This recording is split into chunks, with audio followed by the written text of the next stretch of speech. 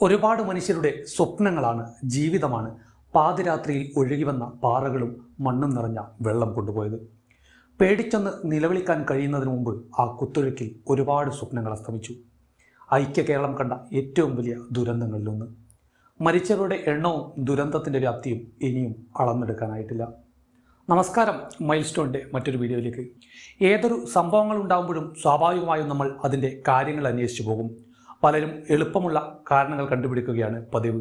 ആ കാരണങ്ങൾക്ക് എത്രത്തോളം ശാസ്ത്രീയമായ അടിത്തറയുണ്ട് എന്നോ ഏത് പഠനങ്ങളുടെ അടിസ്ഥാനത്തിലാണ് നിഗമനങ്ങളിലേക്ക് എത്തിയത് എന്നോ ആലോചിക്കുക പോലും ചെയ്യാതെ അഭിപ്രായ പഠനങ്ങൾക്ക് ഇറങ്ങിത്തിരിക്കുന്നവരാണ് കൂടുതൽ മനുഷ്യരും.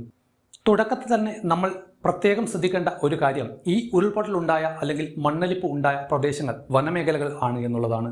എന്ന് പറഞ്ഞാൽ മനുഷ്യൻ്റെ ഇടപെടലുകൾ താരതമ്യേന കുറവുള്ള മേഖലകളിലാണ് ഈ ദുരന്തം ഉണ്ടായത് എന്നർത്ഥം. വലിയ ക്വാറികൾ 7 അയലക്കത്ത് പോലുമില്ല. വലിയ മനുഷ്യനിർമ്മിതികളൊന്നും തന്നെയില്ല. കേരളത്തിൽ പൊതുവെ കഴിഞ്ഞ കാലങ്ങളെ അപേക്ഷിച്ച് വനവിസ്തൃതി കൂടുന്ന സ്ഥിതിവിശേഷമാണ് ഉണ്ടായിട്ടുള്ളത് എന്നുകൂടി ഓർക്കുക.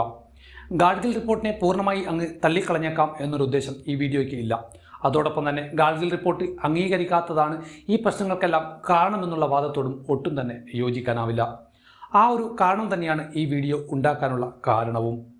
കുറച്ച് കാലങ്ങളായി നമുക്കെല്ലാവർക്കും അറിയുന്നത് പോലെ കാലാവസ്ഥയിൽ വലിയ രീതിയിലുള്ള വ്യതിയാനങ്ങൾ സംഭവിച്ചിട്ടുണ്ട്. അത് ലോകമെമ്പാടുമുള്ള ഒരു പ്രതിഭാസമാണ്.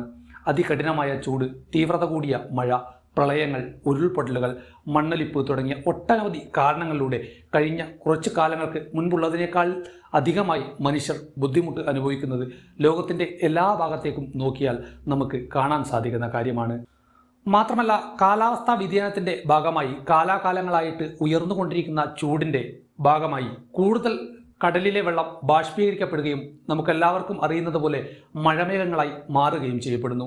കൂടുതലായി ഉണ്ടാകുന്ന ബാഷ്പീകരണം മൂലം മുമ്പുണ്ടായിരുന്ന രീതിയിൽ നിന്നും വ്യത്യസ്തമായി മഴമേഘങ്ങളുടെ ഘടനയിൽ തന്നെ വ്യത്യാസമുണ്ടായിട്ടുണ്ട്. അവയ്ക്ക് വലിപ്പവും കൂടുതലായിട്ടുണ്ട്. സമതല പ്രദേശങ്ങളെ അപേക്ഷിച്ച് ഉയരമുള്ള കുന്നുകളും മലകളും ഒക്കെയുള്ള പ്രദേശങ്ങളിലാണ് മഴ കൂടുതലായിട്ട് ലഭിക്കുന്നത്. വയനാട്ടിൽ എന്തുകൊണ്ടായിരിക്കും ഇത്രയും വലിയ ഒരു ദുരന്തം സംഭവിച്ചത്? എന്തായിരിക്കും അതിനുള്ള കാരണം? നമ്മൾ മുകളിൽ പറഞ്ഞതുപോലെ ഈ കാലാവസ്ഥാ വ്യതിയാനത്തിൻ്റെ ഭാഗമായി രൂപപ്പെടുന്ന അസാധാരണ വലുപ്പമുള്ള മഴമേഘങ്ങൾ അതിതീവ്രമായ മഴയ്ക്ക് കാരണമാകുന്നു. സിമ്പിളായി പറഞ്ഞാൽ കുറഞ്ഞ സമയം കൊണ്ട് കൂടുതൽ അളവിൽ മഴ പെയ്യുന്നു എന്നർത്ഥം. ഓരോ സ്ഥലത്തെയും മണ്ണിന് ഉൾക്കൊള്ളാൻ കഴിയുന്ന ജലത്തിൻ്റെ അളവിൽ അധിക ജലം അതിതീവ്രമായ ഇത്തരം മഴയുടെ ഫലമായി ആ മണ്ണിലേക്ക് ഇറങ്ങിച്ചെല്ലുമ്പോൾ ആ മണ്ണിൻ്റെ സ്വാഭാവികമായ ഘടനയിലും സ്വഭാവത്തിലും മാറ്റങ്ങൾ ഉണ്ടാക്കുന്നു. അതോടൊപ്പം തന്നെ മണ്ണിൻ്റെ കിടപ്പ്, ചെരിവ്, വെള്ളം കൂടുതലായി മണ്ണിലേക്ക് ഇറങ്ങുമ്പോൾ ഉണ്ടാകുന്ന മർദ്ദവ്യത്യാസങ്ങൾ എന്നിവയുടെയൊക്കെ അനന്തരഫലമായി വെള്ളം അതിശക്തമായി പുറത്തേക്ക് വരാൻ കാരണമാകുന്നു. ഇതിൻ്റെ പ്രത്യേകത എന്തെന്നാൽ മണ്ണും വെള്ളവും കുഴഞ്ഞ് പായസത്തിൻ്റെയൊക്കെ രൂപത്തിൽ അതിശക്തമായി താഴോട്ട് പ്രവഹിക്കാൻ തുടങ്ങും. ഇതിൻ്റെ വേഗത നമ്മൾ ഉദ്ദേശിക്കുന്നതിലും വളരെയധികമായിരിക്കും. അതുകൊണ്ട് തന്നെ ഇതിനോടൊപ്പം മണ്ണിനടിയിലുള്ള പാറകളും മരങ്ങളും ഒക്കെ ആർത്തിരമ്പി താഴേക്ക് വരാൻ തുടങ്ങും. കൂടുതൽ താഴേക്ക് എത്തുമ്പോഴേക്കും ഇതിൻ്റെ വേഗത അതിഭയങ്കരമായിരിക്കും. പോകുന്ന വഴിയിലെ മരങ്ങളെയും മണ്ണിനെയും മറ്റു നിർമ്മിതികളെയും ഒക്കെ തുടച്ചു നീക്കിക്കൊണ്ട് നമ്മൾ കണക്ക് കൂട്ടുന്നതിലും അധികം വേഗതയിലായിരിക്കും ആ ദുരന്തം സംഭവിക്കുക. പ്രത്യേകിച്ച് നമ്മുടെ പശ്ചിമഘട്ടത്തിൻ്റെ കിടപ്പും അധികമായി ലഭിക്കുന്ന മഴയും കാലാവസ്ഥാ വ്യതിയാനത്തിൻ്റെ ഭാഗമായി കുറഞ്ഞ സമയം കൊണ്ട് കൂടുതൽ അളവിൽ മഴ ലഭിക്കുന്ന അവസ്ഥയും ഒക്കെയാണ് ഈ ദുരന്തത്തിന് കാരണമാകുന്നത്. വയനാട്ടിൽ സംഭവിച്ചത് അവസാനത്തേതല്ല. ഇത്തരം രീതിയിൽ മഴ പെയ്യാനുള്ള ഇനിയും സാധ്യതകളുണ്ട്. അതുപോലെ തന്നെ ഇത്തരം രീതിയിലുള്ള ഉരുൾപൊട്ടലുകൾ, മണ്ണൊലിപ്പുകൾ ഉണ്ടാകാനുള്ള സാധ്യതകൾ കൂടുതലുള്ള പ്രദേശങ്ങളും നമ്മുടെ ചുറ്റുപാടുകളിൽ ഒരുപാടുണ്ട്. നമുക്ക് ചെയ്യാൻ കഴിയുന്ന പ്രധാനപ്പെട്ട കാര്യം നമ്മൾ താമസിക്കുന്ന സ്ഥലത്തെ ഭൂമിയുടെ കിടപ്പും മഴയുടെ അളവുമൊക്കെ ശാസ്ത്രീയമായി മനസ്സിലാക്കാനും ഇത്തരം ദുരന്തങ്ങളെക്കുറിച്ച് അതിൻ്റെ സാധ്യതയെക്കുറിച്ച് മനസ്സിലാക്കാനും ശ്രമിക്കുക എന്നുള്ളതാണ്. ഇതോടൊപ്പം കൂട്ടിച്ചേർത്ത് പറയാനുള്ളത് കാലാവസ്ഥാ വ്യതിയാനം തന്നെയാണ് ഇത്തരത്തിലുള്ള തീവ്രത കൂടിയ മഴ കുറഞ്ഞ സമയം കൊണ്ട് ഉണ്ടാവാനുള്ള കാരണങ്ങളായിട്ടുള്ളത്. അത്തരം കാലാവസ്ഥാ വ്യതിയാനങ്ങൾക്ക് കാരണം ലോകമെമ്പാടുമുള്ള നമ്മൾ മനുഷ്യരുടെ ജീവിതശൈലിയുമായി ബന്ധപ്പെട്ട് സംഭവിക്കുന്ന വായുമലിനീകരണം പോലെയുള്ള കാരണങ്ങളാണ്. ഇതുകൂടി പറഞ്ഞുകൊണ്ട് നമുക്കിത് അവസാനിപ്പിക്കാം. വയനാട് സംഭവിച്ച ദുരന്തത്തെ മുൻനിർത്തിയാണ് നമ്മൾ ഇത്രയും കാര്യങ്ങൾ പങ്കുവച്ചത്. ഇതിനർത്ഥം മാധവ് ഗാഡ്ഗിൽ റിപ്പോർട്ടിൽ പറയുന്ന കാര്യങ്ങളെല്ലാം തെറ്റാണ് എന്നല്ല. ഈ റിപ്പോർട്ട് നടപ്പാക്കേണ്ടതില്ല എന്ന അവകാശവാദവും ഞാൻ മുന്നോട്ട് വെക്കുന്നില്ല. ആരോഗ്യമുള്ള മനുഷ്യന് മാത്രമേ രോഗങ്ങളോട് പൊരുതാൻ സാധിക്കൂ എന്നതുപോലെ ആരോഗ്യമുള്ള മണ്ണിന് മാത്രമേ ഇത്തരം പ്രകൃതി ദുരന്തങ്ങളെ പ്രതിരോധിക്കാൻ കഴിയുകയുള്ളൂ.